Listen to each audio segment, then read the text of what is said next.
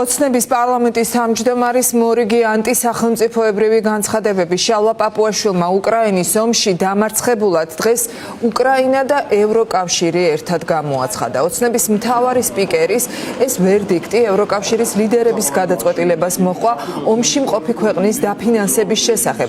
შალვა პაპუაშვილმა დღესვე შეუტია ევროკავშირს ნატოს ქართველი ხალხის მხარდამჭერ ლიდერებს, ვინც ქართული ოცნებისგან განსხვავებით ქვეყნის თავისუფლების და დემოკრატიისთვის იბრძვის. რა თქვა დღეს პაპუაშვილმა, სალომე ლაბაძე გვერდდება ახლა პირდაპირ ეთერში.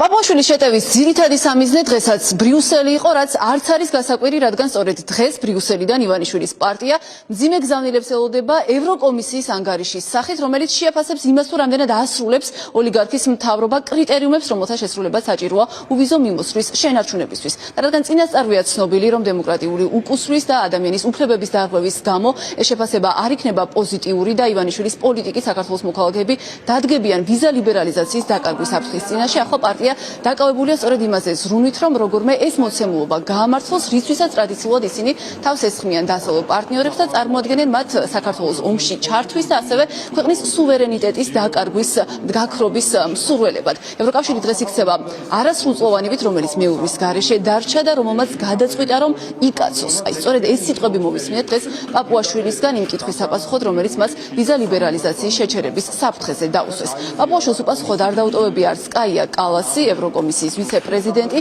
და გაერთიანების უმაღლესი წარმომადგენელი საგარეო მიმართულებით, რომელმაც თქვა, რომ ბრიუსელი მხარს უჭერს არა ქართულ ოცნებას, არამედ ქართველ ხალხს. დიდი ხანია ცნობილია, რომ ოცნების მთავრობას ასეთი დაყოფა განსაკუთრებულად აღიზიანებს, თუმცა პაპუაშვილი დღეს შეიძლება ითქვას, რომ იმაზე შორს წავიდა ვიდრე ოდესმე და ამ განცხადების გამო თქვა, რომ ევროპელი პარტნიორები იქცევიან ისე, როგორც რუსეთის სამხედროები, უფრო კონკრეტულად კი აღნიშნა, რომ ბრიუსელი ახლა სიტყვით საქართველოში ცდილობს იმავეს მიღწევას, რის მიღწევასაც თავის დროზე რუსეთი წითელი არმიის გამოყენებით ცდილობდა.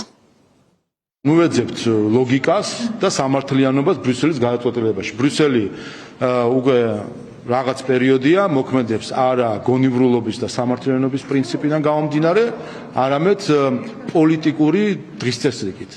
რომ იარაღად გამოიყენოს სხვადასხვა საკითხები. ევროკავშირმა როგორც მეურვისგან მიტოვებულმა არასრულწლოვანმა რატომღაც ჩათვალა, რომ ეხლა უნდა იკაცოს და თავად გახდეს მსოფლიო პოლიციელი. მაგრამ კიდევ ერთხელ არ ყოფნის არც კვალიფიკაცია ამის საბედნიეროდ და დიდ ზიანს ვერ აყენებს ქართულ ხალხს. ის რაც გუშინ ევროკავშირის უმაღლესმა საგარეო წარმომადგენელმა თქვა, ეს არის ჩვენი სუვერენიტეტის სიტყვით გაუქმება. ისაც წითელმა არმიამ ხიშტით გააკეთა, ახლა ცდილობს კაია კალასი, რომ სიტყვით გააკეთოს და ჩვენი სუვერენიტეტი გააუქმოს. მან აირჩიოს რა არის ქართველი ხალხი მისთვის და მისი ქართველი ხალხი არის მის მიერ დაფინანსებული აგენტურა და ამ მისი წარმოსახვითი ქართველი ხალხის სახელით გაგვიუქმოს სახელმწიფო. ეს სხვა არაფერი არ არის. ეს არის პირდაპირ ბრიუსელის მხრიდან საქართველოს დამოუკიდებლობის გაუქმება.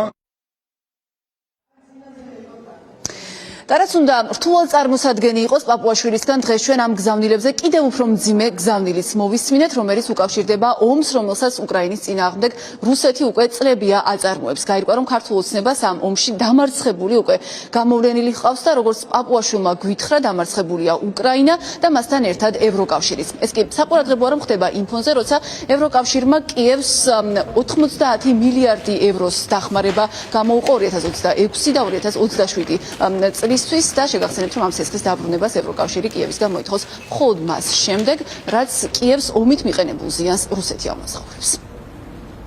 ჯერ შეუძლებელია თქვა, თუ ვინმე თუ იქნება ამ ომის გამარჯვებული, თუმცა უკვე დანამდვილებით შეიძლება თქვა, რომ ამ ომს ნამდვილად ყავს ორი დამარცხებული, ეს არის უკრაინა და ევროკავშირი. უკრაინა, რომელსაც უწევს ახლა გადაწყვეტილების მიღება საკუთარი ტერიტორიების დაკარგვის დე-ფაქტო აღიარებაზე, რომელმაც ასობით ათასი საკუთარი მოქალაქე დაკარგა ამ 4 წლის განმავლობაში, დაღვარა სისხლი, დაანგრია ეკონომიკა და უწევს ტერიტორიების დათმობის დე-ფაქტო აღიარებაზე ფიქრი და მეორე ევროკავშირი, რომელსაც ახლა საკუთარ მხრებზე აწევინეს ან აკიდეს ტვირთი უკრაინის ფინანსური დახმარებისა.